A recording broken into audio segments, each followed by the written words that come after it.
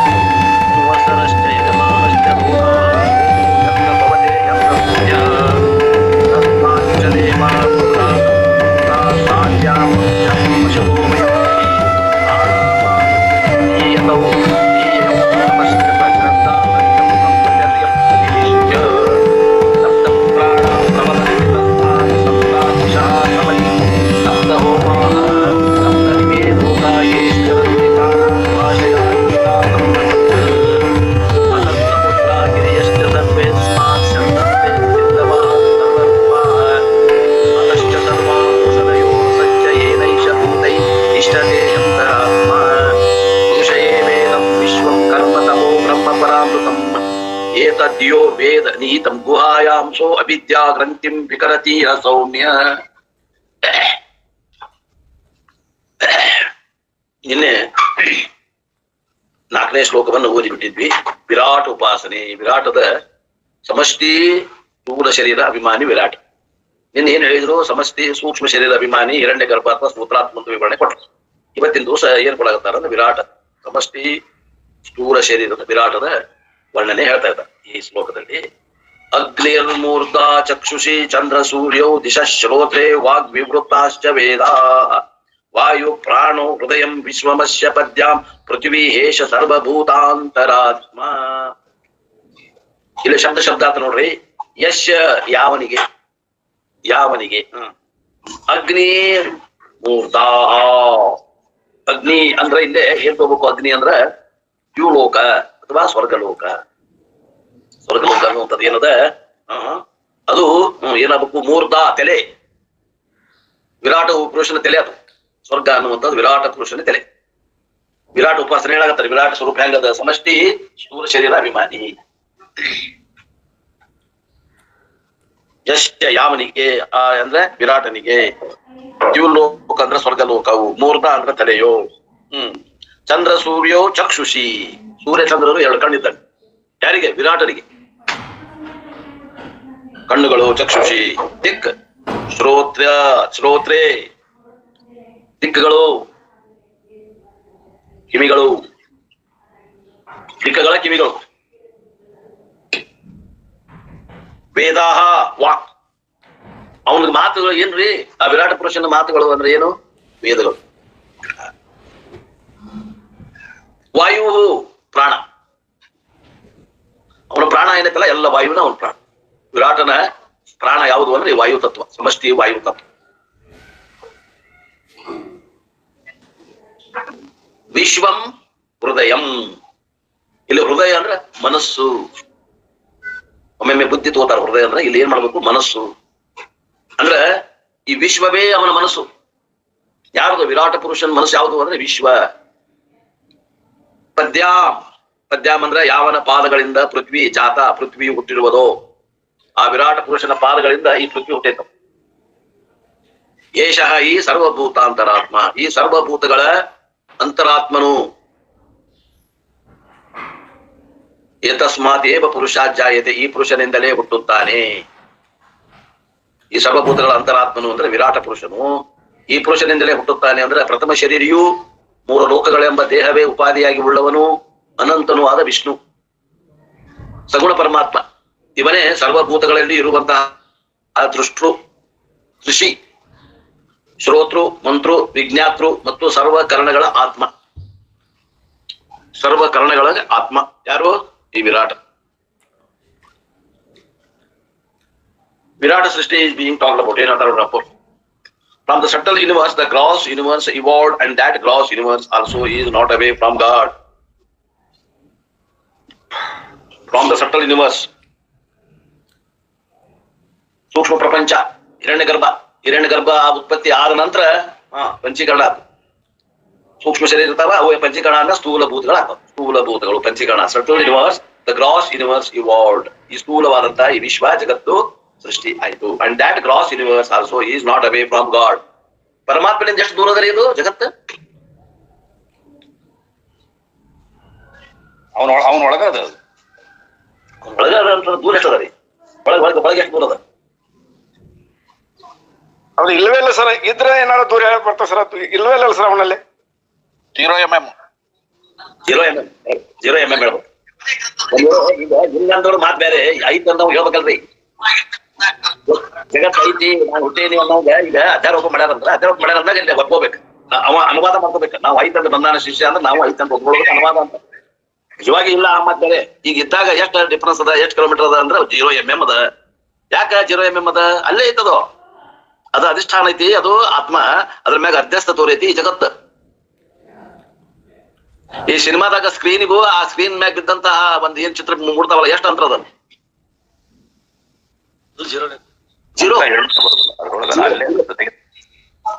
0 ಸತ್ತ ಬೇರೆ ಐತಿ. ಸ್ಕ್ರೀನ್ ಐತಿ, ವ್ಯವಹಾರಿಕ ಸತ್ತ. ಅದ್ರ ಮ್ಯಾಗ ಚಿತ್ರ ಅದಾವು, ಪ್ರಾತಿಭಾಷಿಕ ಸತ್ತ ಭಿನ್ನದ ನೋಡ್ರಿ.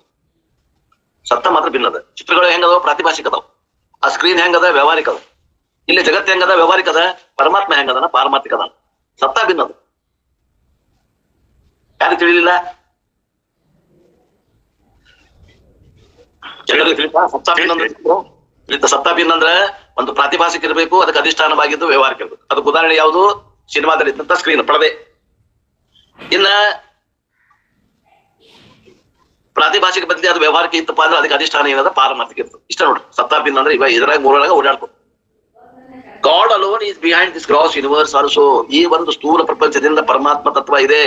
ಆ ಇದೆ ಅನ್ನೋದು ಅವಂದ ಎರಬಲ ಪಡೆದ ತೋರ್ತೈತಿ ಜಗತ್ತು. ಯಾಕೆ? ಇದಕ್ಕೆ ಸ್ವತಂತ್ರವಾದ ಇರುವಿಕೆ ಇಲ್ಲ.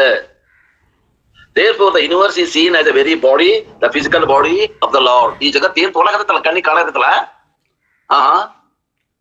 ಇದು ಕಣ್ಣಿಗೆ ಕಾಣಕತ್ತಲ್ಲ, ಕಾಣಕತ್ತೈತಿ. ಈ ಗಿರಿ, ಪರ್ವತ, ನದಿ, ಸಮುದ್ರ, ಎಲ್ಲ ಜೀವರಾಶಿಗಳು ಏನ್ ತೋರಾಕತ್ತವಲ್ರಿ? ನೇಚರ್ ನೈಸರ್ಗಿಕವಾಗಿ ಏನ್ ಕಾಣ? ಹಿಮಾಲಯ, ಸಮುದ್ರಗಳು, ಸಪ್ತ ಸಮುದ್ರಗಳು ಏನ್ ತೋರಾಕತ್ತಾವ? ನೈಸರ್ಗಿಕವಾಗಿ ಏನ್ ತೋರಾಕತ್ತಾವ? ಇದು ಪರಮಾತ್ಮನ ಶರೀರ, ಸ್ಥೂಲ ಶರೀರ ಅಂತ ಕಲ್ಪನಾ ಮಾಡ್ರಿ. ಇದ ಸ್ಥೂಲ ಶರೀರ. ನೀವೇನ್ ನೋಡಕತ್ತಿರಲ್ಲ, ಇದು ಸ್ಥೂಲ ಶರೀರ. ಇದು ವಿರಾಟ್ ಉಪಾಸನೆ. The very physical body of the Lord. ಭಗವಂತನ ಸ್ಥೂಲ ಶರೀರ ಇದು. The entire 11th chapter of Gita ವಿಶ್ವರೂಪ ದರ್ಶನಂ is based on this description only. ಮುಂದೆ 11ನೇ ಅಧ್ಯಾಯದಾಗ ವಿರಾಟ್ ರೂಪ ದರ್ಶನ ಮಾಡೋರು ಅದಾರೆ ಭಗವದ್ಗೀತೆಯೊಳಗ. ಅದು ಏನು ಬೇರೆ ಅಲ್ಲ, ಅದು ಇದೇ ವಿರಾಟನ. ಈಗ ಏನ್ ಹೇಳಕತ್ತೀವಿ? ಇದೇ ವಿರಾಟ್ ರೂಪನ. We think Vishwarupa is one particular form that came in front of Arjuna. Arjun ಇದ್ದಾಗ ಅರ್ಜುನ್ ಎದುರಿಗೆ ಕೃಷ್ಣ ಏನ್ ತೋರಿಸಿದ? ವಿರಾಟ್ ರೂಪವನ್ನು ತೋರಿಸಿದ. ಯಾವಾಗ? ದ್ವಾಪರ ಕಾಲದಾಗ ತೋರಿಸಿದ್ದ ಅಂತ ನಾವು ತಿಳ್ಕೊತೇವಿ. ಆದ್ರೆ ನಾವ್ ಹಿಂಗ್ ತಿಳ್ಕೊಳ್ಳೋದಿಲ್ಲ. ಈ ಜಗತ್ತಿಗೆ ಸದ್ಯ ಇದು ವಿರಾಟ್ ರೂಪ ಅಂತ ನಮಗೆ ತಿಳಿಯುದಿಲ್ಲ. ವಿಚಾರ ಮಾಡ್ರಿ. ತಿಳಿದೈತೆ ನಮಗೆ? ಅರ್ಜುನ ನೋಡಿದ್ದು ಇದ ವಿಶ್ವರೂಪ ಅನ್ನೋದು ನಮಗ್ ಗೊತ್ತಿತ್ತ? ಇಲ್ಲ. ಈಗ ಹೇಳ್ತಾರ ನೋಡಿ ಗುರುಗಳು, ಇದೇ ವಿಶ್ವರೂಪವನ್ನ ಅವ ನೋಡಿದ್ದ ಅವತ್ತು. There are photos also of that. There is one body with so many heads. Virat ರೂಪ ತೋರಿಸ್ತಾರಲ್ರಿ. ಏನದ? ಅಲ್ಲಿ ಒಂದು ಶರೀರ ತೋರಿಸ್ತಾರ, ಅನೇಕ ಮುಖಗಳನ್ನು ತೋರಿಸ್ತಾರ ವಿರಾಟ್ ರೂಪಕ್ಕೆ. ಎಲ್ಲೇ? ಭಗವದ್ಗೀತೆ 11ನೇ ಅಧ್ಯಾಯದಾಗ. Do not imagine. ಇದು ಇಮ್ಯಾಜಿನ್ ಯಾಕೆ ಮಾಡ್ಬೇಕು? ಕಲ್ಪನೆ ಯಾಕೆ ಮಾಡ್ಬೇಕು? ನೋಡ್ರಲ್ಲ ಜಗತ್ತು ಐತಿ ಇಲ್ಲಿ ನೋಡ್ರಿ. ಎಷ್ಟೋ ಮಂದಿ ಜೀವರಾಶಿಗಳು ಹುಟ್ಟಾಕತ್ತಾರ, ಎಷ್ಟೋ ಮಂದಿ ಸಾಯಾಗತ್ತಾರ. ಎಷ್ಟೋ ಪ್ರಾಣಿಗಳು ಸಾಯಾಗತ್ತಾವ, ಎಷ್ಟೋ ಪ್ರಾಣಿಗಳು ಹುಟ್ಟಾಗತ್ತಾವ, ಗಿಡ ಸಾಯಾಗತ್ತಾವ, ಗಿಡ ಹುಟ್ಟಾಗತ್ತಾವ. ನಡ್ದತಿಲ್ರಿ ಸೃಷ್ಟಿ ಸ್ಥಿತಿ ಲಯ ಈ ಜಗತ್ತ ನಡ್ದತಿಲ್ಲೋ? ಇದ ವಿರಾಟ್ ರೂಪ. ವಿರಾಟ್ ರೂಪ ಅರ್ಜುನ ಒಬ್ಬಂಗ ಕಾಣ್ತೋ? ನಿಮ್ಗೆಲ್ಲ ಕಾಣಕತ್ತೈತೋ?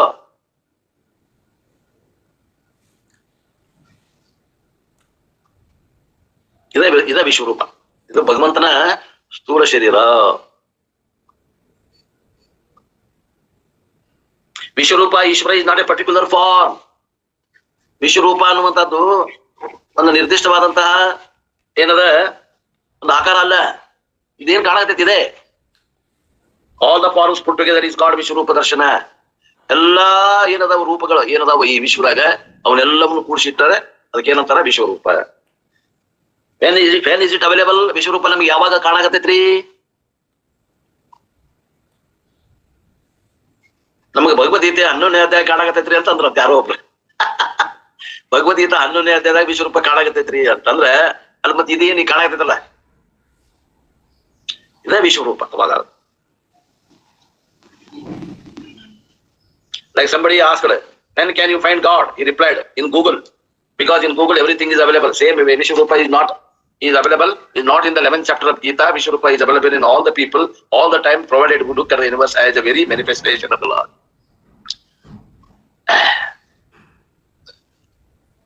ಭಗವಂತನ ಸ್ಥೂಲ ಶರೀರ ಅಂತ ತಿಳ್ಕೊಂಡೆ ಅಂದ್ರೆ ಇದ ವಿರಾಟ್ ರೂಪ ಅನಿಸ್ಕೋತೈತಿ ನೋಡ್ರಿ. ವಿಚಾರ ಮಾಡ್ರಿ.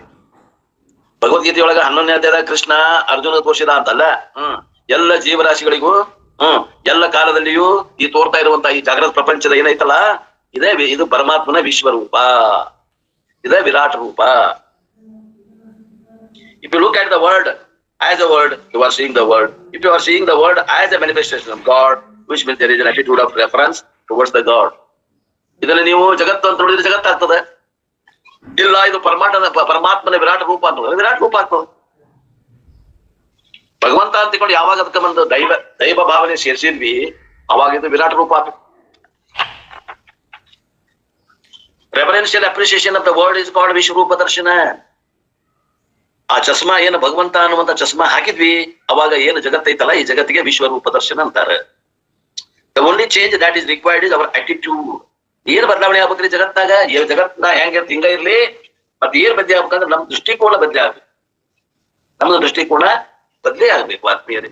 Minus the attitude U C the world. ಆ ದೃಷ್ಟಿಕೋನ ಇಲ್ಲಂದ್ರೆ ನೀವೇನ್ ನೋಡಕತ್ತೀರಿ? ಜಗತ್ ನೋಡಕತ್ತೀರಿ. ಆ ದೃಷ್ಟಿಕೋನ ಮಾಡಿದ್ರೆ ಏನ್ ನೋಡಕತ್ತೀರಿ? ವಿಶ್ವರೂಪ ನೋಡಕತ್ತೀರಿ. ಅರ್ಜುನ ಒಬ್ಬನ ನೋಡಿಲ್ಲ, ನೀವು ನೋಡಕತ್ತೀರಿ ಆತ್ಮೀಯರೇ. And with this reverential attitude, you see Vishwarupa Ishvara. Here we get the description, but before that you have to add a note. ಆ ವಿಶ್ವರೂಪವನ್ನ ಏನ್ ನೋಡಕತ್ತೀವಲ್ಲ ಅದರ ವರ್ಣನೆ ಇಲ್ಲಿ ಈ ಶ್ಲೋಕದಲ್ಲಿ ಇದೆ. ಆ ಶ್ಲೋಕದಲ್ಲಿ ಇದ್ದದನ್ನ ನೋಡಕ್ಕಿಂತ ಮೊದಲ ನೀವು ಒಂದು ಸೂಚನೆಯನ್ನು ಗಮನಿಸಬೇಕು. ಯಾವ ಸೂಚನೆ ಹೇಳ್ತೇವೆ? ಪಂಚಸ್ಥೂಲ ಭೂತಾನಿ. ಬಿಫೋರ್ ವಿಶ್ವರೂಪ ಕೇಮ್ ಪಂಚಸ್ಥೂಲ ಭೂತಾನಿ. ಈ ವಿಶ್ವರೂಪ ಬರೋದ್ರಿಂದ ಮೊದಲ ಆ ಪಂಚ ಮಹಾಭೂತಗಳಿದ್ವಲ್ಲ, ಆಕಾಶ, ವಾಯು, ಅಗ್ನಿ, ಜಲ ಮತ್ತು ಪೃಥ್ವಿ, ಅವು ಸೂಕ್ಷ್ಮ ಪ್ರಪಂಚ ಏನಾತಲ್ಲ, ಸೂಕ್ಷ್ಮ ಪ್ರಪಂಚ ಅಂತಂದ ಹಿರಣ್ಯ ಗರ್ಭ ಏನಾಯ್ತು. ಆ ಹಿರಣ್ಯ ಗರ್ಭದಲ್ಲಿ ಏನಾಯ್ತು ಅಂದ್ರೆ ಪಂಚ ಸೂಕ್ಷ್ಮ ಮಹಾಭೂತಗಳು ಏನಿತ್ತು ಅವು ಪಂಚೀಕರಣ ಆಗಿ ಅವು ಏನಾದವು? ಸ್ಥೂಲ ಭೂತಗಳಾದವು. ಸ್ಥೂಲ ಭೂತಾನಿ. They are created. The subtle elements go through a process of classification called ಪಂಚೀಕರಣಂ. ಒಂದಕ್ಕೊಂದು ಕೂಡಿದಾಗ ಇವೆಲ್ಲ ಏನಾದವು? ಸ್ಥೂಲ ಭೂತಗಳಾದವು. ಕೂಡ್ಲಿಕ್ಕಂದ್ರೆ ಸೂಕ್ಷ್ಮ ಭೂತಗಳ ಇದು. Which we saw in Tattva-bodha. The 5 gross elements are the raw materials. ಕಚ್ಚಾ ಸಾಮಗ್ರಿ ಏನ್ರಿ ಸ್ಥೂಲ ಪ್ರಪಂಚಕ್ಕ? ಇವ ಅಪಂಚೀಕೃತ ಮಹಾಭೂತಗಳ ಕಚ್ಚಾ ಸಾಮಗ್ರಿಗಳು. For that Brahmandam is created. The Brahmandam is created. The universe is called Brahmandam. It's Brahmanda. ಈ ವಿಶ್ವ ಏನಂತಾರ? ಬ್ರಹ್ಮಾಂಡ. Brahmanda is the body of the God called Vishwarupa Ishvara. ವಿಶ್ವರೂಪ ವಿರಾಟನ ಶರೀರ ಈ ಜಗತ್ತು. That is said here, Sarvabhutantaratma. This is the name of Virat. Virat and the ಹೆಸರು ಸರ್ವಭೂತಾಂತರಾತ್ಮ. ಸರ್ವಭೂತಾಂತರಾತ್ಮ. ಸರ್ವಭೂತಾಂತರಾತ್ಮ ಅಂದ್ರೇನು? ಅಂತರಾತ್ಮ means ಸಾರಂ. ಏಕಃ ಸಾರಃ ಅಂತರಾತ್ಮ. Antaryami Ishvara is available. Bhagavatam says the first avataram of Lord is Matsyavatara. No. Lord is Matsya Kurma. Do not say. First avatar of Lord is the very word itself. ಏನಂತಾರ ಇಲ್ಲಿ? ಭಗವಂತ 9 ಅವತಾರ ತಾಯನಲ್ಲ, 10 ದಶಾವತಾರಗಳ, ಇನ್ನ 9 ಆಗ್ಯಾವ, ಇನ್ನ 10 ಕಲಿ ಇರ್ಲಿ. ಈ 9 ಅವತಾರ ಆಗ್ಯಾವ ಅಂತಂದ್ರೆ 1ನೇ ಅವತಾರ ಯಾವುದು ಅಂದ್ರೆ ಮತ್ಸ್ಯಾವತಾರ ಅಂತ ಹೇಳ್ಬೇಡ್ರಿ ಅಂತ. ಅದು ನಿಜವಾಗಿ 1ನೇ ಅವತಾರ ಮತ್ಸ್ಯಾವತಾರನ ಹೇಳ್ತಾರ. ಆದ್ರೆ 1ನೇ ಅವತಾರ ಅದಕ್ಕಿಂತ ಮೊದಲಾಗಿದ್ದು ಯಾವುದು? ಈ ಜಗತ್ತು 1ನೇ ಅವತಾರ. ಅದ್ರ ಹೇಳ್ತಾರ. Bhagavatam says the first avatar of Lord is Matsya Kurma. Do not say first avatar of Lord is very word itself. ಈ ಜಗತ್ತ 1ನೇ ಅವತಾರ. What is the glory of first ಅವತಾರ? ಏನ್ ಇದ್ರದ್ದು ಮಹತ್ವ, ಮಹಿಮೆ? ದ ಅದರ್ ಅವತಾರಾಸ್ will come but go away. Narasimha Avatara was available only to Prahlada and contemporaries. Rama Avatara was available for Treta Yuga. Krishna Avatara was available for Dwapara Yuga. Vishwarupa Avatara of the Lord is available for which people? For all the people, all the time.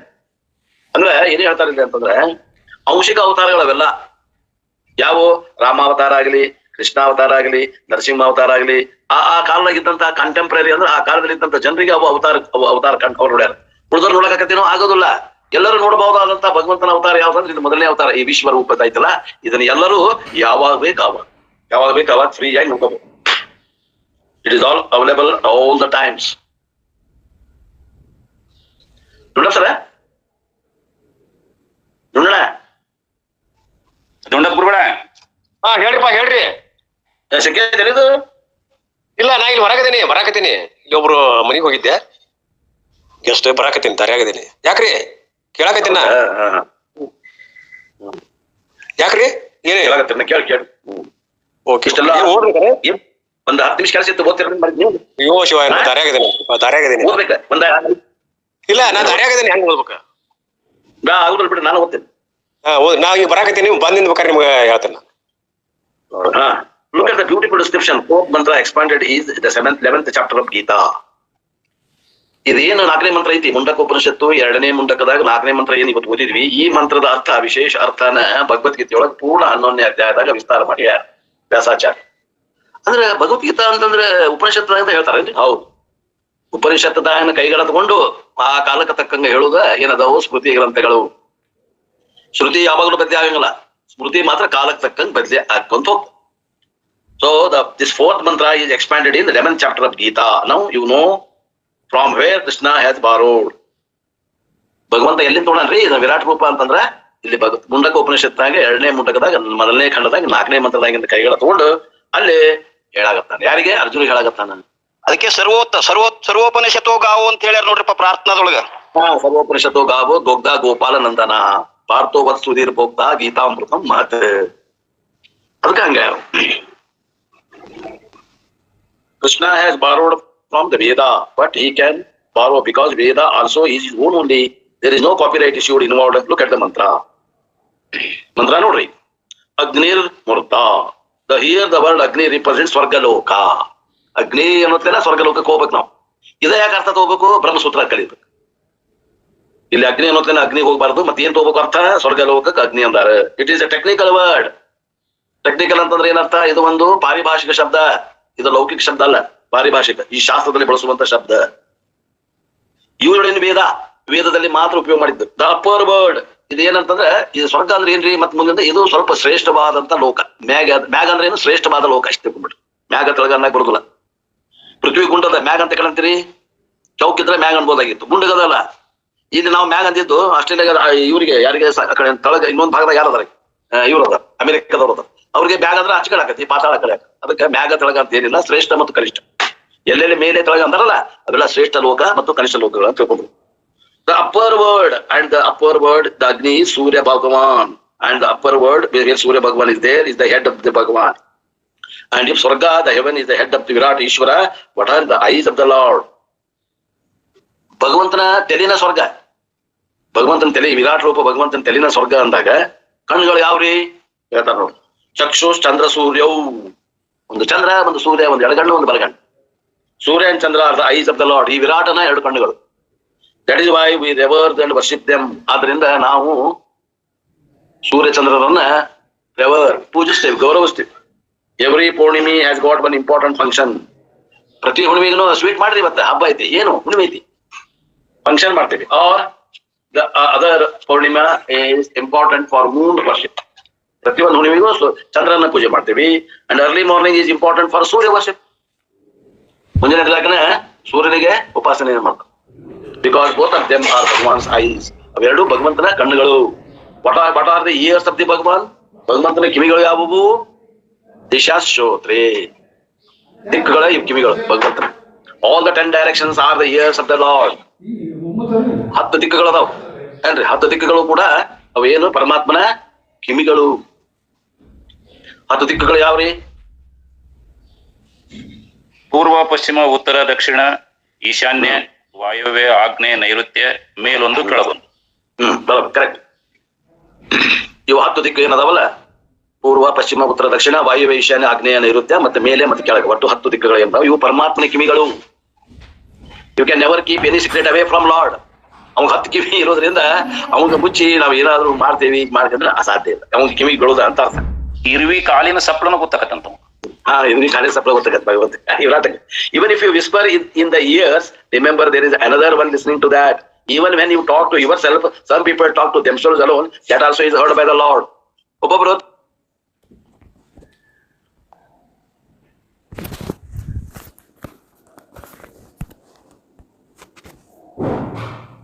ಎಂಬ ಅಗ್ನಿಯಿಂದ ಹುಟ್ಟಿದ ಸೋಮನಿಂದ ಮನುಷ್ಯ ಪರ್ಜನ್ಯನು ಹುಟ್ಟುತ್ತಾನೆ. ಪರ್ಜನ್ಯದಿಂದ ಪೃಥ್ವಿಯಲ್ಲಿ ಸಸ್ಯಗಳು ಹುಟ್ಟುತ್ತವೆ.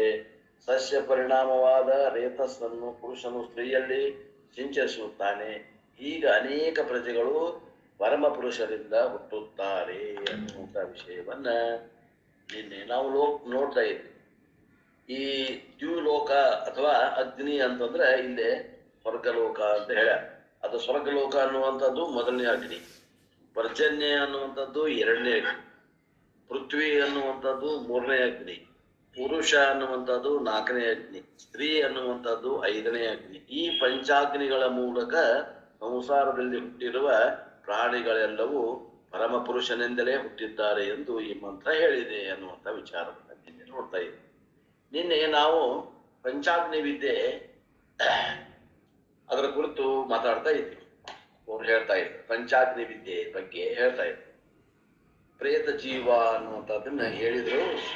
ಪ್ರೇತ ಜೀವ ಅಂತಂದ್ರೆ ಈ ಸೂಕ್ಷ್ಮ ಸ್ಥೂಲ ಶರೀರವನ್ನು ಬಿಟ್ಟು ಉಳಿದ ಏನೈತಲ್ಲ ಕಾಂಪ್ಯಾಕ್ಟ್, ಅದಕ್ಕೆ ಪ್ರೇತ ಜೀವ ಅಂತ ಹೇಳ್ತಾರೆ. ಅಂದ್ರೆ ಸೂಕ್ಷ್ಮ ಶರೀರ, ಕಾರಣ ಶರೀರ ಮತ್ತು ಚಿದಾಭಾಸ ಮತ್ತು ಚಿತ್ ಇವೆಲ್ಲಗಳ ಒಂದು ಗುಂಪಿಗೆ ಏನಂತೇವೆ ನಾವು ಪ್ರೇತ ಜೀವ ಅಂತ ಹೇಳ್ತಾರ ಅನ್ನುವಂಥ ಮಾತು ಹೇಳಿದ್ವಿ. ಇಷ್ಟೆಲ್ಲ ಆದ್ಮೇಲೆ ಸ್ಥೂಲ ಶರೀರ ಒಂದ ಬಿಡುಗಡೆ ಬಂತು. ಸೂಕ್ಷ್ಮ, ಕಾರಣ ಮತ್ತು ಚಿದಾಭಾಸ, ಚಿತ್ ಇವು 4 ಕೂಡಿನೇ ಜನ್ಮಾಂತರದಿಂದ ಜನ್ಮಾಂತರಕ್ಕೆ ಹೋಗ್ತವು. ಈಗ ಸ್ಥೂಲ ಶರೀರ ಇಲ್ಲೇ ಬಿತ್ತು. ಅದನ್ನ ಅವರವರ ಸಂಸ್ಕಾರಕವಾಗಿ ಅದನ್ನ ಸಂಸ್ಕಾರ ಮಾಡ್ತಾರೆ. ಕೆಲವು ಮಂದಿ ಸುಡ್ತಾರೆ, ಕೆಲವು ಮಂದಿ ಅದನ್ನ ಹುಯ್ಯುತ್ತಾರೆ. ಬಟ್ ಪಂಚಭೂತಗಳಿಂದ ಆದಂತ ಈ ಶರೀರ ಪಂಚಭೂತಗಳಿಗೆ ಹೋಗ್ತದೆ. ಅಗ್ನಿ ಭಾಗ ಅಗ್ನಿಗೆ ಹೋಗ್ತದೆ, ನೀರಿನ ಭಾಗ ನೀರಿಗೆ ಹೋಗ್ತದೆ, ಪೃಥ್ವಿ ಭಾಗ ಪೃಥ್ವಿಗೆ ಹೋಗ್ತದೆ, ಆಕಾಶದ ಭಾಗ ಆಕಾಶಕ್ಕೆ ಹೋಗ್ತದೆ, ವಾಯುವಿನ ಭಾಗ ವಾಯುವಿಗೆ ಹೋಗ್ತದೆ.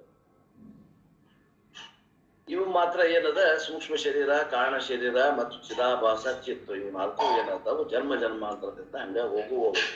ಈ ಜನ್ಮದಿಂದ ಬಂತೊಂಡ್ರಿ ಹಂಗಾರ ಮುಂದಿನ ಶರೀರ ಎಂತಾದ್ ಬರ್ತದೆ, ಈ ಮುಂದಿನ ಶರೀರ ಹೆಂಗ್ ಬರ್ತದೆ, ನೆಕ್ಸ್ಟ್ ಫಿಸಿಕಲ್ ಬಾಡಿ ಅನ್ನುವಂಥದ್ದು ಪಂಚಾಗ್ನಿಯಲ್ಲಿ ಹೇಳಿದ್ದನ್ನ ಇಲ್ಲೇ ಹೇಳದ.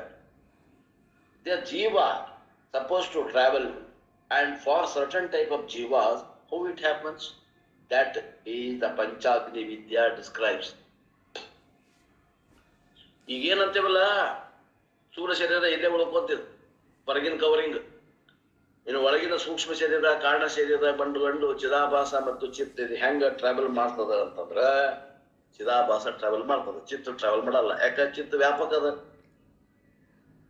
ಆ ಜೀವ ಹೆಂಗ suppose to travel, and for certain type of jivas how it happens, that have been that particular Panchagni Vidya describes. ಜೀವನ ಸಂಚಾರ ಹೆಂಗ ಹೋಗ್ತದ ಅನ್ನುವಂಥದ್ದನ್ನ ಪಂಚಾಗ್ನಿ ವಿದ್ಯೆ ಹೇಳ್ತದ. Now in the case of certain jivas, after death cremation takes place. Cremation is considered to be the final Vedic ritual done by us. ಸಂಸ್ಕಾರ ಕೊಡ್ತಾರ ನೋಡಿ, ಕ್ರಿಮೇಷನ್ ಅಂದ್ರೆ ಸಂಸ್ಕಾರ, ಅಂತ ಸಂಸ್ಕಾರ ಕೊಡ್ತೇವಲ್ಲ, ಅದ ಹೇಳಿದರಾಗಲಿ ಹುಯ್ಯುವುದರಾಗಲಿ ಅಥವಾ ಸುಡುವುದರಾಗಲಿ ಏನು ಸಂಸ್ಕಾರ ಕೊಡ್ತೇವಲ್ಲ, ಆ ಸಂಸ್ಕಾರ ನಮ್ಮ ಹಿಂದೂಗಳಲ್ಲಿ ಅದು ಬಹಳ ಪ್ರಮುಖ ಅದ. ವೇದದಲ್ಲಿ ಕೂಡ ಅದನ್ನು ಹೇಳ್ಯಾರ. But since we cannot do that directly, it is done by our children on behalf of us. In that cremation, finally, we are offering our physical body into the Agni.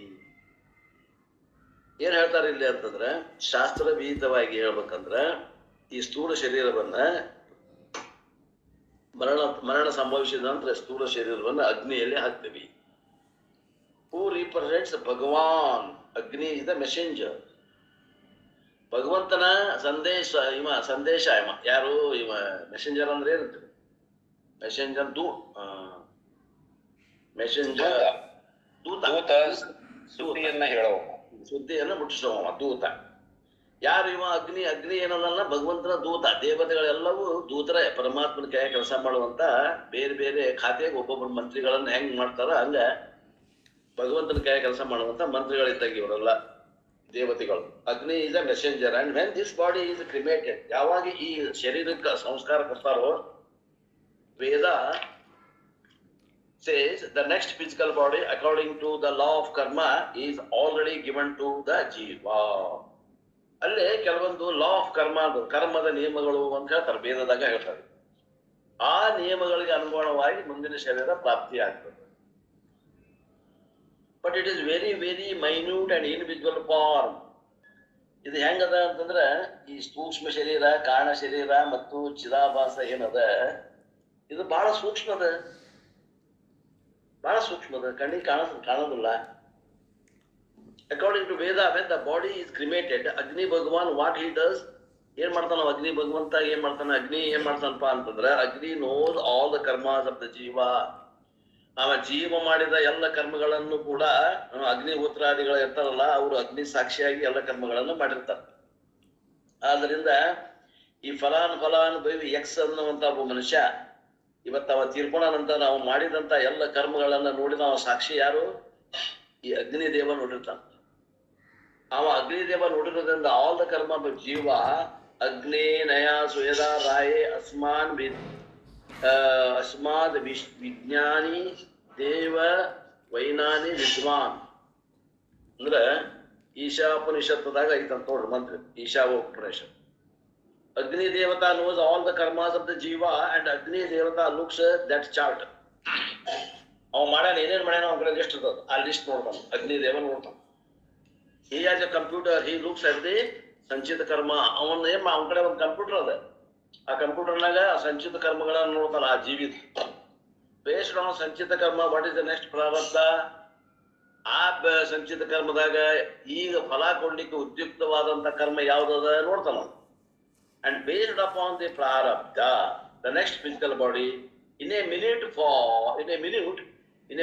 form is given to this jiva. ಆ ಜೀವನಿಗೆ ಆ ಸೂಕ್ಷ್ಮವಾದಂತ minute form ದಲ್ಲಿ next ಯಾವ ಸ್ಥೂಲ ಶರೀರ ಕೊಡಬೇಕನ್ನೋದು ನಿರ್ಧಾರ ಆಗ್ತದೆ. ಯಾರು ಮಾಡೋರು ನಿರ್ಧಾರ? ಎಲ್ಲ ನೋಡಿ ನಿರ್ಧಾರ ಮಾಡೋ Agnideva.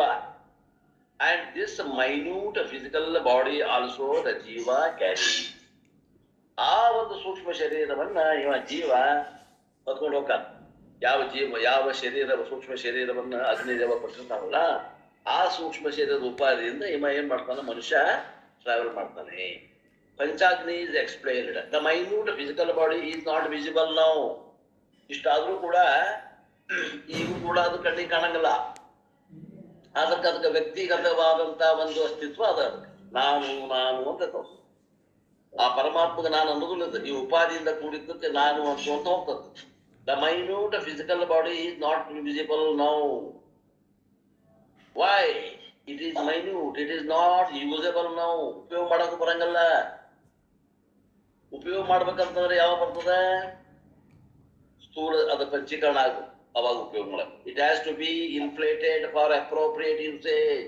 And so this minute physical body is supposed to go through 5 stages called Panchagni. 5 ಹಂತಗಳನ್ನು ದಾಟಿ ಹೋದ ಮ್ಯಾಗ ಇದು ವ್ಯವಹಾರಕ್ಕೆ ಯೋಗ್ಯತಾ ಪ್ರಾಪ್ತಿ ಆಗ್ತದೆ. ಅವು 5 ಸ್ಟೇಜ್ಗಳು ಯಾವುವು ಅಂದ್ರೆ ಅವ 5 ಯಜ್ಞಗಳು. ಅದ್ರ ಹೇಳಿದಲ್ಲ ಅದ ಯಜ್ಞಗಳು ಯಾವುವು? ಪಂಚಾಗ್ನಿಗಳು. The body gets cooked as it way. ಏನಂದ್ರೆ 5 ಅಗ್ನಿಗಳಿಂದ 5 ಅಗ್ನಿಗಳಿಂದ ಏನಾಗ್ತದ? ಅಡಿಗೆ ಹೆಂಗ ತಯಾರಾಗ್ತದಲ್ಲ ಹಂಗ ಈ ಜೀವಿಗಳು ಅಲ್ಲೇ ಆ ಪ್ರಕ್ರಿಯೆಯೊಳಗೆ ಹಾಸಿ ಬರ್ಬೇಕು. 5 ಅಗ್ನಿಗಳು ಹಾಸಿ ಬಂದಾಗ ಅವರು ಸ್ಥೂಲವಾಗಿ ವ್ಯವಹಾರ ಮಾಡ್ಲಿಕ್ಕೆ ಯೋಗ್ಯತಾ ಪ್ರಾಪ್ತಿ ಆಗ್ತದ. Just as a vegetable have to be cooked. ಹೆಂಗ ನಾವು ವೆಜಿಟೇಬಲ್ ಅಂದ್ರ ಕಾಯಿಪಲ್ಯಗಳನ್ನ ಪಕ್ವ ಮಾಡ್ತೇವೆ, ಹಂಗ ಪಕ್ವ ಆಗಿ ಬರ್ತಾವ ಜೀವಿಗಳು. before absorption. Similarly, before using the body, this minute body has to be cooked in 5 places. 5 ಸ್ಥಳಗಳಲ್ಲಿ ಈ ಸೂಕ್ಷ್ಮ ಶರೀರ ಏನೈತಲ್ಲ ಅದು ಕುಕ್ ಆಗ್ಬೇಕು. ಅಂದ್ರೆ ಕುಕ್ ಆಗ್ಬೇಕಂದ್ರೆ ಏನಾಗಬೇಕು? ಹಣ್ಣಾಗಬೇಕು. Called Panchagni. In each level of cooking, the body will become what? More evolved. ಪ್ರತಿಯೊಂದು ಹಂತದಾಗ ಅದು ವ್ಯವಹಾರಕ್ಕೆ ಮಾಡ್ಲಿಕ್ಕೆ ಯೋಗ್ಯತಾ ಪ್ರಾಪ್ತಿ ಹಾಕೋಂತ 5 ಸ್ಟೇಜ್ನಾಗ ಡೆವಲಪ್ಮೆಂಟ್ ಆಗ್ತದೆ. ಪೂರ್ಣವಾಗಿ ಡೆವಲಪ್ಮೆಂಟ್ ಆಗ್ಬೇಕಂದ್ರೆ 5 ಸ್ಟೇಜ್ ಬೇಕು. More evolved, and after going through the 5th Agni, this minute physical body becomes usable. 5 ಅಗ್ನಿಗಳಲ್ಲಿ ಸಂಸ್ಕಾರ ಹೊಂದಿದ ನಂತರ ಈ ಏನದ ಸೂಕ್ಷ್ಮ ಶರೀರ, ಈ ಸೂಕ್ಷ್ಮ ಶರೀರ ವ್ಯವಹಾರ ಮಾಡಕ್ ಉಪಯೋಗ ಸಿಗ್ತದ ಕೈ. ವ್ಯವಹಾರಿಕ ಶರೀರಂ ಅಂತಾರ. And what are the Panchagnis? They are mentioned. I will enumerate. The first one is called Swarga. ಒಂದೇದು ದ್ಯುಲೋಕ ಅಂತ ನೋಡ್ರಿ ಕೆಲವೊಂದು ಬುಕ್ನಾಗ. ದ್ಯುಲೋಕ ಅಂತ ಸ್ವರ್ಗ ಅಂತ ತಿಳ್ಕೊಡ್ರಿ. This jiva straight away, not in all cases, in some cases, straight away goes to Swarga Agni. ಸ್ವರ್ಗ ಅಗ್ನಿ ಹೋಗ್ತಾನ. ಎಲ್ಲ ಜೀವಿಗಳಲ್ಲ, ಕೆಲವೊಂದು ಜೀವಿಗಳು ಅಂತ ಹೇಳ್ತಾರೆ. Each one is called Agni, the Swarupa Agni, the Swarna, the Swarga Agni, first cooking of minute physical body takes place. ಈ ಸೂಕ್ಷ್ಮವಾದಂತ ಏನು ಶರೀರ ಅದ ಇದರದ್ದು ಅಲ್ಲಿ ಏನಾಗ್ತದ? ಪಕ್ವತೆ ನಡೀತದೆ. ಎಲ್ಲೇ ಒಂದೇದು ಅಗ್ನಿ, ಎಲ್ಲೇ ಅಗ್ನಿ, ಒಂದೇ ಅಗ್ನಿ ಯಾವುದು? ಸ್ವರ್ಗ ಅನ್ನುವಂತ ಅಗ್ನಿ. And the body evolved to the second level. ಅಲ್ಲಿ 2ನೇ ಹಂತಕ್ಕೆ ಅದು ತಯಾರಾಗಿ ಬರ್ತದೆ. The second Agni is called Megha Agni. 2ನೇದಕ್ಕೆ ಏನಂತಾರೆ? ಮೇಘ. ಮೇಘ ಅಂದ್ರೆ ಮೋಡ. ಅಲ್ಲಿ ಹೋಗಿ ಅದು ಏನಾಗ್ತದೆ? ಅದು ಪರಿಪಕ್ವ ಆಗ್ತದೆ. From the heaven it comes to cloud. Heaven ಅಂದ್ರೆ ಸ್ವರ್ಗ. ಸ್ವರ್ಗ ಲೋಕದಿಂದ ಎಲ್ಲಿ ಹೋಗ್ತದೆ ಅಂದ್ರೆ ಮೇಘ ಅಗ್ನಿ ಬರ್ತದೆ. ಸ್ವರ್ಗ ಅಗ್ನಿ, ಮೇಘ ಅಗ್ನಿ. ದ ಥರ್ಡ್ ಒನ್ ಈಸ್ ಭೂಮಿ ಅಗ್ನಿ, ಭೂಮಿಗೆ ಬರ್ತದೆ. ದ ಫೋರ್ತ್ ಒನ್ ಈಸ್ ಪುರುಷ ಅಗ್ನಿ, ದ ಮೇಲ್ ಪರ್ಸನ್, ಗಂಡ್ಮಗ, ವಯಸ್ಸಿನ ಗಂಡ್ಮಗ, the male person, the male human being. And fifth Agni is, you can guess, the female human being is the fifth Agni. ಆ ಜೀವಿ ಈ ಕ್ರಮದಲ್ಲಿ ಹಾಸಿ ಬರ್ತಾನ, ತಂದೆಯಿಂದ ತಾಯಿಗೆ. And once it has cooked in the womb of the mother, ತಾಯಿ ಹೊಟ್ಟಿಯೊಳಗ ಅದು ಪರಿಪಕ್ವ ಆತ 9 ತಿಂಗಳ 9 ದಿನ ಆದ ನಂತರ the body which was there before in father, before that it was in clouds, before that it was in heaven, before it was in all the earlier yajna. Once it goes through all the 5 stages, the jiva is not born, but the body has become functionable and useful. ಜೀವ ಹುಟ್ಟಿಲ್ಲ, ಜೀವಿ ಯಾವಾಗಲೂ ಅದಾನ. ಈ ಸ್ಥೂಲ ಶರೀರ ವ್ಯವಹಾರಕ್ಕೆ ಯೋಗ್ಯ ಆಯಿತು. ಆತ್ಮೀಯರೇ ತಿಳ್ಕೊಡ್ರಿ. And the 10th and the 9th mantra onwards, Chandogya Upanishad this elaborately. In the Brahma Sutra, it is still more elaborate. Each stage, then this stage gets. ಇದನ್ನ ವಿಶೇಷವಾಗಿ ಎಲ್ಲಿ ಹೇಳ್ಯಾರೋ ಅಂತ ಮಾತನ್ನ ಹೇಳತ್ತಾರಪ್ಪ. ಚಾಂದೋಗ್ಯ ಉಪನಿಷತ್ನಲ್ಲಿ ಬಹಳ ಡಿಟೇಲ್ ಆಗಿ ಹೇಳ್ಯಾರ. ಚಾಂದೋಗ್ಯ ಉಪನಿಷತ್ತನ್ನ ಅಭ್ಯಾಸ ಮಾಡೋದಾದ ನಾವು. ಆ ನಂತರ ಬ್ರಹ್ಮಸೂತ್ರದಲ್ಲಿ ಕೂಡ ಇದನ್ನ ಬಹಳ ವಿಶಾಲವಾಗಿ ಹೇಳ್ಯಾರ ಈ ವಿಷಯ. ಅಲ್ಲಿ ಉಪನಿಷತ್ತಾಗಿ ಹೇಳ್ಯಾರ ಅಂತಂದ್ರೆ ಇದು ವಾಣಿ, ಈಶ್ವರನ ವಾಣಿ ಇದು. ಮತ್ತೆ ಇದನ್ನ ನಂಬೇಬೇಕು. ಮತ್ತೆ ಇದಕ್ಕಾಗಿ ಗ್ಯಾರಂಟಿ ಆಗ್ತದೆ, ಇದ್ರಲ್ಲಿ ಏನು ಸಂಶಯ ಇಲ್ಲ. ಇದು ಪುರುಷ ಬುದ್ಧಿಯಿಂದ ಹುಟ್ಟಿದಂತ ಶಾಸ್ತ್ರ ಅಲ್ಲ, ಇದು ವೇದ. ಆದ್ದರಿಂದ ನಮಗ್ ಗೊತ್ತಿಲ್ಲದೆ ಇರುವಂತದ್ರಾಗ ನಾವು ನಮ್ಮ ಬುದ್ಧಿಯನ್ನು ಉಳಿಸಕ್ ಹೋಗ್ಬಾರ್ದು. ವೇದ ಪ್ರಮಾಣ ಏನ್ ಹೇಳ್ತೈತಿ ಅದನ್ನ ನಾವು ಹಿಕ್ಕಿ ತೆಗದಾರ ಅವರು, ಅದನ್ನ ಆರಿಸಿ ತೆಗದಾರ, ಅದನ್ನ ಏನೈತಿ ಅದನ್ನ ಒಪ್ಕೊಂಡು ನಾವು ಹೋಗ್ಬೇಕು. ಅದ ಹಂಗ ಆಗ್ತದೆ. ಇವು ಪಂಚಾಗ್ನಿ ವಿದ್ಯೆ ಅಂತ. ಸೋಮಃ, ವೃಷ್ಟಿ, ಅನ್ನಂ, ಬೀಜಂ, ಪ್ರಜಾ. And even the body gets cooked at each level, it gets a new name also. Just as we call seed, plant, a tree. Similarly, the body also, when comes out of each stage, it gets a new name also. ಯಾವ್ಯಾವಾಗ ಈ 5 ಅಗ್ನಿಯೊಳಗೆ ಹಾಸಿ ಬಂದಾಗ, ಒಂದೊಂದು ಅಗ್ನಿ ಒಳಗೆ ಹೋಗಿ ಬಂದಾಗ ಅದಕ್ಕೊಂದು ಹೆಸರು ಬೇರೆ ಬೇರೆ ಬರ್ತದೆ. The name also has been said in Vedas. I will give you. When it comes out of Swarga, ಸ್ವರ್ಗ ಯಜ್ಞದಾಗ ಹಾಸಿ ಬಂತಂದ್ರ the jiva shariram or jiva is called somaha. ಸೋಮ ಅಂತ ಅಲ್ರಿ. ಒಂದೇ ಅಗ್ನಿ ಒಳಗೆ ಹಾಸಿ ಬಂತಂದ್ರ ಆ ಜೀವಿಗೆ ಏನಂತ ಹೆಸರು? ಸೋಮಃ ಭವಂತಿ. What is Somaha? The body itself is called Somaha. Sharirakana antara Somaha.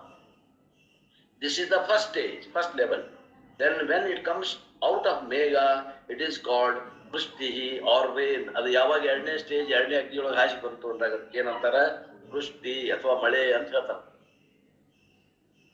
ಇವೆಲ್ಲ ಏನು ಆ ಸೂಕ್ಷ್ಮ ಶರೀರದ ಪಕ್ವತೆಯ ಹಂತಗಳು. ಅದ ಜೀವ ಶರೀರ ಈ suppose to be in rain waters. ಅವಾಗ ಆ ಜೀವ ಎಲ್ಲಿರ್ತಾನಂದ್ರೆ ಮಳೆಯ ನೀರಿನಲ್ಲಿ ಇರ್ತಾನ. Therefore in the rain ಜೀವ ಶರೀರಂ is there. ನೀರೊಳಗ ಅನೇಕ ಜೀವರಾಶಿಗಳು ಬರ್ತಾವ ಮಳೆಯೊಳಗ. But can you see that with the microscope ನಿಂದ ನೋಡಕ್ ಆಗ್ತೈತೇನ್ರಿ? Do not ask. ಇಂಥ ಪ್ರಶ್ನೆಗಳನ್ನು ಕೇಳಬೇಡ್ರಿ. With the microscope, something else will be visible. In the rainwater, the jivas come down, Somaha to Vrishti. In the third stage, from rainwaters, it enters into the plant kingdom. ಸಸ್ಯಗಳಲ್ಲಿ ಹೋಗ್ತದ ಜೀವಿ, ಆ ಸ್ಥೂಲ ಶರೀರ ಸಸ್ಯದಲ್ಲಿ ಬೆಳವಣಿಗೆ ಹೊಂದಬೇಕು. And is called Annam. ಅವಾಗ ಅನ್ನಂ ಅಂತ ಹೆಸರಕ್ಕೆ. Assuming that they are vegetarian, otherwise from plant to animal meat, the way they have to choose. Therefore, Annam is the name of their third level. ಮಾಂಸಾಹಾರಿಗಳಿದ್ರಂದ್ರ ಅನ್ನದಿಂದ ಪ್ರಾಣಿಗಳಿಗೆ ಹೋಗಿ ಪ್ರಾಣಿಗಳಿಂದ ಮಾಂಸಾಹಾರ ಜೀವಿಗಳಲ್ಲಿ ಪ್ರವೇಶ ಆಗ್ತದೆ. ಇಲ್ಲಾಂದ್ರೆ ಸಸ್ಯಾಹಾರಿಗಳಿದ್ರಂದ್ರೆ ಆ ಸಸ್ಯದಿಂದ ಅಲ್ಲಿ ಪರಿಪಕ್ವವನ್ನು ಹೊಂದಿ ತಂದೆಯ ವೀರ್ಯಕ್ಕೆ ಅದು ಜೀವಿ, ಅದು ಸ್ಥೂಲ ಶರೀರ ಟ್ರಾನ್ಸ್ಫರ್ ಆಗ್ತದೆ. Soma to Vrishti to Annam and Shariram of the Jiva. Then once it has entered the body of the male, the Annam gets converted into seed for the birth of the child. Bija Rupadinda, Bija. The seed in the male body is called Bijam or Retas. Bija Tari Retas Satiri. Somya Vrishti Annam Bijaha. And once it enters the woman's body, as a seed, it comes out. The woman, it has made a necessary contribution. And what comes is called Praja. ಅಲ್ಲಿಂದ ಆ ತಾಯಿ ಉದರದಿಂದ ಬಂದಾಗ ಆ ಸ್ಥೂಲ ಶರೀರಕ್ಕೆ ಹೆಸರು ಏನಿಟ್ಟಾರ ಅಂತಂದ್ರೆ ಪ್ರಜಾ. ಪ್ರಜಾ means what? The living body is born. ಬದುಕಲಿಕ್ಕೆ ಈ ವಾತಾವರಣದಲ್ಲಿ ಬದುಕಲಿಕ್ಕೆ ಆಗುವಂತಹ ಒಂದು ಸಾಮರ್ಥ್ಯ ಇರುವಂತಹ, ವ್ಯವಹಾರಕ್ಕೆ ಯೋಗ್ಯವಾಗಿರುವಂತಹ, ಕಣ್ಣಿಗೆ ಕಾಣುವಂತಹ ಒಂದು ಶರೀರ ಪ್ರಾಪ್ತಿ ಆಗ್ತದೆ. ಹಾಗಾದ್ರೆ ಏನೇನಾದವು ಶರೀರಕ್ಕೆ ಹೆಸರೇ ಬಂದವು? ಒಂದನೇದ್ದು ಅಗ್ನಿಯೊಳಗೂ ಬರುತ್ತೆ ಸೋಮಃ, ಎರಡನೇ ಅಗ್ನಿಯೊಳಗೂ ಬರುತ್ತೆ ವೃಷ್ಟಿ, ಮೂರನೇ ಅಗ್ನಿಯೊಳಗೂ ಬರುತ್ತೆ ಈ ಸ್ಥೂಲ ಶರೀರಕ್ಕೆ ಅನ್ನಂ ಅಂದ್ರು, ನಾಲ್ಕನೇ ಅಗ್ನಿಯೊಳಗೆ ಹೋಗಿ ಬಂದಾಗ ಅದಕ್ಕೆ ಬೀಜ ಅಂದ್ರು, ಐದನೇದ್ದು ಮತ್ತು ಕೊನೆಯದ್ದು ಹೋಗಿ ಬಂದಾಗ ತಾಯಿ ಹೊಟ್ಟೆಗಿದ್ದು ಬಂದಾಗ ಅದಕ್ಕೆ ಏನಂದ್ರು ಸ್ಥೂಲ ಶರೀರಕ್ಕೆ ಪ್ರಜಾ. ಪ್ರಜಾ. 5 agnis and 5 stages of jiva. Swarga to Megha, Megha to Bhumi, Bhumi to Purusha, Purusha to Nari. Nari means woman.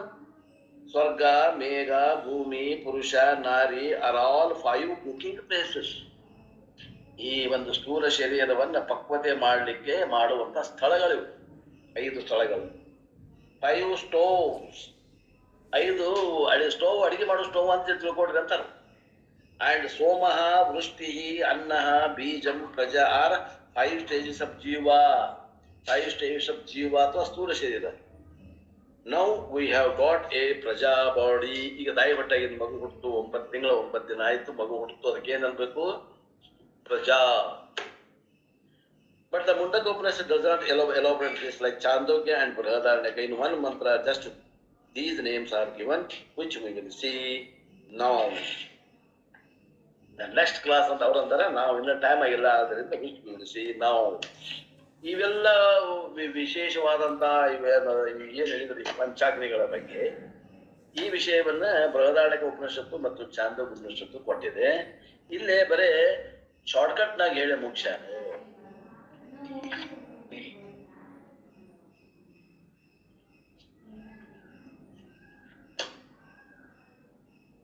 Praja Utpatti. In this section, the Srishti or creation is presented originating from Ishvara, who is none other than Brahman plus Maya. ಈ ಒಂದು ಖಂಡದಲ್ಲಿ ಸೃಷ್ಟಿ ಉತ್ಪತ್ತಿಯನ್ನು ಹೇಳಕತ್ತ. ಸೃಷ್ಟಿ ಉತ್ಪತ್ತಿ ಯಾರಿಂದ ಆತು ಅಂತಂದ್ರ ಆ ನಿರಾಕಾರ ಬ್ರಹ್ಮತತ್ವ ಮತ್ತು ಮಾಯೆ ಎಬ್ಬರು ಕೂಡಿ ಈ ಸೃಷ್ಟಿಯನ್ನು ಉತ್ಪತ್ತಿ ಮಾಡಿದರು. The entire creation has originated. ಎಲ್ಲ ಸೃಷ್ಟಿ ಅನ್ನುವಂಥದ್ದು ಏನು ಗೊತ್ತು. And Upanishad mentions A few of them at random. ಉಪನಿಷತ್ತು ಈ ಸೃಷ್ಟಿ ಪ್ರಕ್ರಿಯೆ ಹೇಳ್ತದ ರ್ಯಾಂಡಮ್ ಅಂದ್ರ ತನ್ನ ಮನಸ್ಸಿಗೆ ಬಂದಂಗೆ ಹೇಳ್ತದ, ಕ್ರಮವಾಗಿ ಹೇಳೋದಿಲ್ಲ ಒಂದು. ಆಮೇಲೆ ಕೆಲವೊಂದು ಉಪನಿಷತ್ತುಗಳು 3 ಭೂತಗಳ ಉತ್ಪತ್ತಿಯನ್ನು ಹೇಳ್ತದೆ, ಕೆಲವೊಂದು ಉಪನಿಷತ್ತುಗಳು 5 ಭೂತಗಳನ್ನು ಹೇಳ್ತದೆ. ಆದ್ದರಿಂದ ಇದ್ರಾಗ ಯಾಕೆ ಹಿಂಗೆ ಹೇಳಾಗತ್ತೈತಿ ಅಂದ್ರ ಉತ್ಪತ್ತಿಯನ್ನ ಹೇಳುವುದು ಉದ್ದೇಶ ಅಲ್ಲ, ಅಧ್ಯಾರೋಪ ಮಾಡೋದು ಉದ್ದೇಶ ಐತೆ ಅಂತ ತಿಳ್ಕೊಳ್ಳಿ ಅನ್ನೋದಕ್ಕೆ ಹಿಂಗೆ ಹೇಳ್ತದೆ. ಸ್ಥೂಲವಾಗಿ ಕಾಣುವಂತ 5 ಪಂಚಭೂತಗಳಲ್ಲಿ 2 ಸೂಕ್ಷ್ಮ ಭೂತಗಳು ಕಣ್ಣಿಗೆ ಕಾಣಂಗಿಲ್ಲ, 3 ಭೂತಗಳು ಕಣ್ಣಿಗೆ ಗೋಚರದಾವ. ಪಂಚೀಕರಣ ಆದ್ಮೇಲೂ ಕೂಡ ಏನದ 2 ಭೂತಗಳು ಆಕಾಶ ಮತ್ತು ವಾಯು ಕಣ್ಣಿಗೆ ಗೋಚರ ಇಲ್ಲವು. ಆದ್ರಿಂದ ಕೆಲವೊಂದು ಚಾಂದೋಗ್ಯ ಉಪನಿಷತ್ನಲ್ಲಿ 3 ಸೃಷ್ಟಿ ಹೇಳ್ತಾರೆ. ಪೃಥ್ವಿ ಅಪ್ತೇಜ್, ವಾಯು ಆಕಾಶದ ಉತ್ಪತ್ತಿ ಹೇಳುವುದಿಲ್ಲ. ಆಮೇಲೆ ತೈತ್ರಿ ಉಪನಿಷತ್ತಲ್ಲಿ ತಸ್ಮಾತ್ ಯತಸ್ಮಾತ್ ಆತ್ಮನ ಆಕಾಶ ಸಂಭೂತ, ಆಕಾಶಾತ್ ವಾಯು, ವಾಯುರಗ್ನಿ ಅಗ್ನಿರಾಪ ಅದ್ಯ ಪೃಥ್ವಿ, ಪೃಥ್ವಿಯ ತನ್ನಂ ಅನ್ನ ಪುರುಷ ಅಂತಕೊಂಡು ಹೇಳೋ ಮುಂದೆ 5 ಭೂತಗಳ ಉತ್ಪತ್ತಿಯನ್ನು ಹೇಳ್ತಾರೆ. ಆದ್ದರಿಂದ ಆತ್ಮೀಯರೇ, ಸೃಷ್ಟಿ ಹೇಳುವಂತಹದ್ದು ಉದ್ದೇಶ ಉಪನಿಷತ್ತದ ಇಲ್ಲ, ಅಧ್ಯಾರೋಪ ಮಾಡೋದು ಉದ್ದೇಶ ಇರುವುದರಿಂದ ಅಧ್ಯಾರೋಪ ಮಾಡೋದು ಎದಕ್ಕೆ ಅಂದ್ರೆ ಅಪವಾದ ಮಾಡೋದಕ್ಕೆ. ಮದ್ದಿನ ಹಾನಿ ತಯಾರು ಮಾಡ್ಯಾರ. ಎದಕ್ ತಯಾರು ಮಾಡ್ಯಾರ? ಅದನ್ನ ಸುಳಾಕ್ ತಯಾರು ಮಾಡ್ಯಾರ. ಅದು ಸೊಟ್ಟದ ಬಾಲನ್ ಸೊಟ್ಟಾಗೈತಿ, ಸೊಟ್ಟಾಗೈತಿ ಅಂದ್ರೆ ಸುಳಾಕ ತಯಾರು ಮಾಡಿದ್ದದ. ಅದಕ್ಕೆ 3 ಭೂತ ಹೇಳಿದ್ರದನ್ನ 5 ಭೂತ ಹೇಳಿದ್ರದ ಏನು ಅನ್ನುವಂಥದ್ದು ತಾತ್ಪರ್ಯ. ಪ್ರಾರಂಭಿಕವಾಗಿ ಸೃಷ್ಟಿ ಪ್ರಕ್ರಿಯೆ ಮೊದಲ ಕೇಳೋರಿಗೆ ಸಿಸ್ಟಮೆಟಿಕ್ ಐತ್ರಿ ಶಾಸ್ತ್ರ ಅನ್ನಿಸ್ತು. ಆದ್ರೆ ಶಾಸ್ತ್ರದ ಉದ್ದೇಶ ಬೇರೆ ಇದೆ, ಅದನ್ನು ತಿಳ್ಕೊಳ್ಳಿಕ್ಕೆ ಪ್ರಯತ್ನ ಮಾಡ್ಬೇಕು. Associated things are mentioned. First, the Hiranyagarbha ಉತ್ಪತ್ತಿ was pointed out. ಸಮಷ್ಟಿ ಸೂಕ್ಷ್ಮ ಶರೀರ ಉತ್ಪತ್ತಿ ಆಗ್ತದೆ ಮೊದಲೇ. ಅದಕ್ಕೆ ಏನಂತಾರ? ಸಮಷ್ಟಿ ಸೂಕ್ಷ್ಮ ಶರೀರಕ್ಕೆ ಹಿರಣ್ಯಗರ್ಭ ಉತ್ಪತ್ತಿ. ಹಿರಣ್ಯಗರ್ಭ ಉತ್ಪತ್ತಿಯನ್ನ ಮೊದಲು ಹೇಳ್ತಾವ ಸೃಷ್ಟಿ. ದೆನ್ ವಿರಾಟ ಸೃಷ್ಟಿ ವಾಸ್ ಪಾಯಿಂಟೆಡ್ ಔಟ್. ವಿರಾಟ ಉತ್ಪತ್ತಿ ಹೇಳ್ತಾರೆ. ಸೂಕ್ಷ್ಮ ಆದ್ಮೇಲೆ ಸ್ಥೂಲ ಈ ಶರೀರ ಉತ್ಪತ್ತಿ. ಸಮಷ್ಟಿ ಸ್ಥೂಲ ಶರೀರ ಸಮಷ್ಟಿ pointed out. Now all the individuals living beings are mentioned in the 5th mantra, which we were seeing in the last class. The cycle of birth and death of a human being is pointed out. ಮನುಷ್ಯ ಜೀವಿ ಶರೀರ ಹೆಂಗ್ ಹುಟ್ಟುತ್ತದೆ, ಹೆಂಗ ಪಂಚಾಗ್ನಿ ಮೂಲಕ ಅದರದು ಪರಿಪಕ್ವತೆ ನಡೀತದ 5 ಹಂತದಲ್ಲಿ ಅನ್ನುವಂಥದ್ದನ್ನು ಹೇಳಿತ್ತು. Only in one case particular jiva it is not universally applicable, but one sample is mentioned, which I was explaining in the last class, based on Panchagni Vidya, very elaborate discussed in Chandogya Upanishad 5th chapter, Brihadaranyaka Upanishad 4th and 6th chapter, and Brahma Sutra 3rd chapter. ಈ ವಿಷಯ ಪಂಚಾಗ್ನಿ ವಿಷಯ ಎಲ್ಲೆಲ್ಲಿ ಬಂದದ ಅಂತಂದ್ರೆ ಬರ್ಕೊಡ್ರಿ. ಚಾಂದೋಗ್ಯ ಉಪನಿಷತ್ತಿನ 5ನೇ ಅಧ್ಯಾಯ, ಬೃಹದಾರಣ್ಯಕ ಉಪನಿಷತ್ತಿನ 4 ಮತ್ತು 6ನೇ ಅಧ್ಯಾಯ ಮತ್ತು ಬ್ರಹ್ಮಸೂತ್ರದಲ್ಲಿ 3ನೇ ಅಧ್ಯಾಯ. ಅಲ್ಲೇ ಈ ಪಂಚಾಗ್ನಿ ವಿದ್ಯೆಯನ್ನ ಬಂದದ. These details are given. At the time of cremation itself, the jiva loses the current body to Agni. ಯಾವಾಗ ಅದಕ್ಕೆ ಸಂಸ್ಕಾರ ಕೊಡ್ತಾರೋ, ಸ್ಮಶಾನಕ್ಕೆ ಒಯ್ದು ಆ ಸಂಸ್ಕಾರ ಕೊಟ್ಟಾಗ ಅಗ್ನಿ ಒಳಗೆ ಹಾಕ್ತಾರೋ, ಅವಾಗ ಏನಾಗ್ತದ, ಈ ಶರೀರ body is handed over to Agni. Agni Bhagavan is supposed to give the next physical body to minute form. ಆ ಅಗ್ನಿ ದೇವ ಒಂದು ಸೂಕ್ಷ್ಮವಾದಂತಹ ಶರೀರವನ್ನು ಕೊಡ್ತಾನೆ. ಯಾವ್ದಕ್ಕ? ಆ ಸೂಕ್ಷ್ಮ ಶರೀರಕ್ಕೆ ಒಂದು ಸ್ಥೂಲ ಶರೀರ ಕೊಡ್ತಾನೆ, ಅದು ಕೂಡ ಸೂಕ್ಷ್ಮ ಇರ್ತದೆ. At the time of cremation itself, jiva loses the current body to Agni, and Agni Bhagavan is supposed to give a next physical body to micro form. ಅವರ ಪ್ರಾರಬ್ಧವನ್ನ ನೋಡಿ ಸಂಚಿತದಾಗಿ ಯಾವ ಕರ್ಮ ಉದ್ಯುಕ್ತಾಗಿ ಫಲ ಕೊಡಾಕ ಅದನ್ನ ನೋಡ್ಕೊಂಡು ಮುಂದಿನ ಶರೀರ ಸಿಗ್ತದೆ. ಯಾವ ಕೊಡವ? ಅಗ್ನಿದೇವ ಕೊಡ್ತಾರೆ.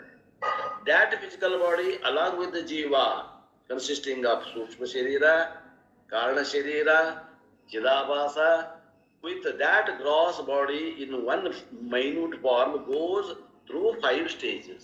ಅದೆಲ್ಲದ ಮಿಶ್ರಣ ಆಗಿ 5 ಹಂತದಲ್ಲಿ ಬದಲಾವಣೆ ಹೊಂದದ. goes through 5 levels of evolution. ಅಲ್ಲಿ ಎವಲ್ಯೂಷನ್ ಅಂತಂದ್ರೆ ಕನ್ನಡದಾಗ ಏನಂತಾರೆ ಅದಕ್ಕೆ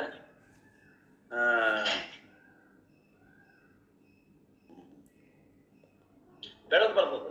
5 ಹಂತದಲ್ಲಿ ಬೆಳೀತದೆ ಮಗು. Finally becomes the next body. ಅವಾಗ ಮುಂದಿನ ಶರೀರ ಪ್ರಾಪ್ತಿ ಆಗ್ತದೆ. The 5 stages are enumerated in the last class. ಆ 5 ಸ್ಟೇಜ್ಗಳನ್ನ ಈಗ ಹೇಳಿದ್ದಾರೆ. ಯಾವ್ಯಾವ 5 ಶರೀರ? ಒಂದು ಸ್ವರ್ಗ, ಒಂದು ಮೇಘ, ಇದು ಅಗ್ನಿಗಳು. ಒಂದು ಸ್ವರ್ಗ ಅಗ್ನಿ, ಒಂದು ಮೇಘ ಅಗ್ನಿ, ಒಂದು ಭೂಮಿ ಅಗ್ನಿ, ಒಂದು ಪುರುಷ ಅಗ್ನಿ, ಒಂದು ನಾರಿ ಅನ್ನುವುದು. The heaven, the cloud, the earth and the male and the female. ಇದು translation. When the body goes through these 5 stages, the body evolves gradually. ಸೂಕ್ಷ್ಮವಾಗಿ ಈ ಶರೀರ ಬೆಳೀತದ. ಬೆಳೆದು ಅದು ವ್ಯವಹಾರಕ್ಕೆ ಯೋಗ್ಯ ಆಗುವುದು ಬೆಳೀತದ. ವಿಕಾಸ ಅಲ್ರಿ, ವಿಕಾಸ. Darwin theory of evolution. ವಿಕಾಸ ಬರೋಬರ್. ಇವಾಲ್ವ್ ಅಂದ್ರೆ ವಿಕಾಸ. ಉತ್ಕ್ರಾಂತಿ.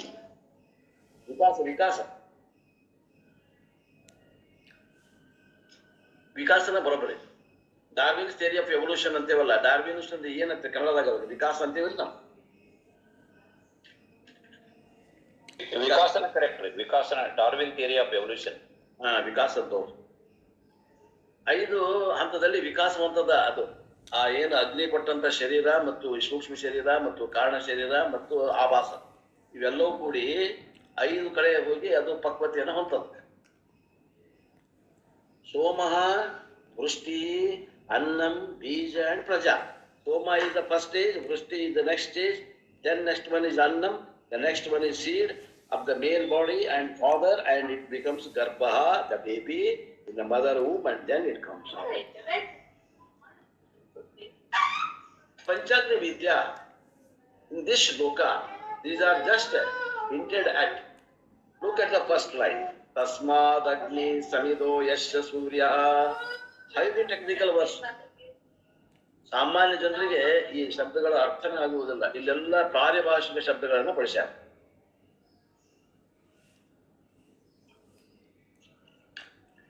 ತಸ್ಮಾದ್ ಅಗ್ನಿ ಸಮಿದೋ ಯಶ್ಯ ಸೂರ್ಯ ಸೋಮಾತ್ ಪರ್ಜನ್ಯಯ ಓಷಧಯ ಪೃಥಿವ್ಯಾಮ್.